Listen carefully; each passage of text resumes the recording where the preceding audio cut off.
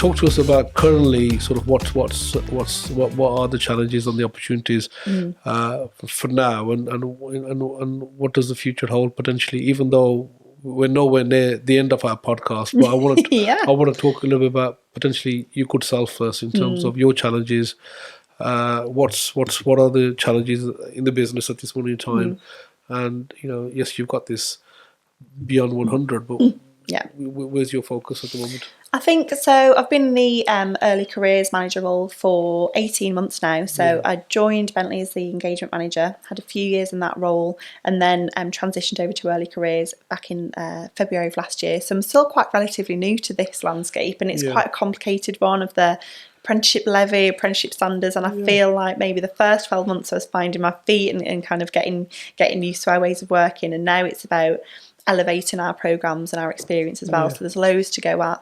We've just had sign off of our biggest ever trainee intake who'll be joining us next year in 2024. So we'll have 164 new trainees joining us across our programmes.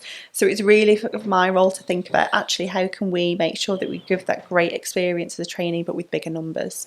I think there's a few key challenges, especially in early careers, but in HR more broadly.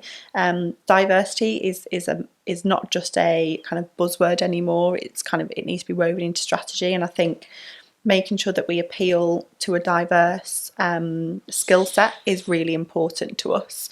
We were discussing earlier that we have absolutely no problem with people from a manufacturing engineering background coming to us, but other skill sets maybe won't think of Bentley as a career destination. So those people that do work with data or finance or HR.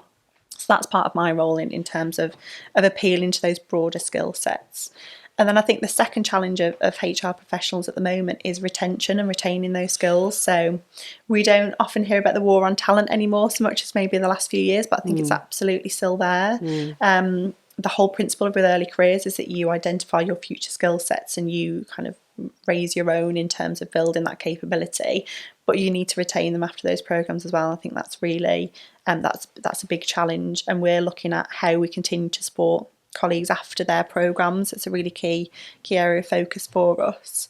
And people do have portfolio careers. I mean, as you've said, I've had a number of roles myself already. So as HR professionals, how do we kind of tackle that? The fact that people won't stay in a role for decades at a time, and how do we take that into account for our people planning? I think is a big change.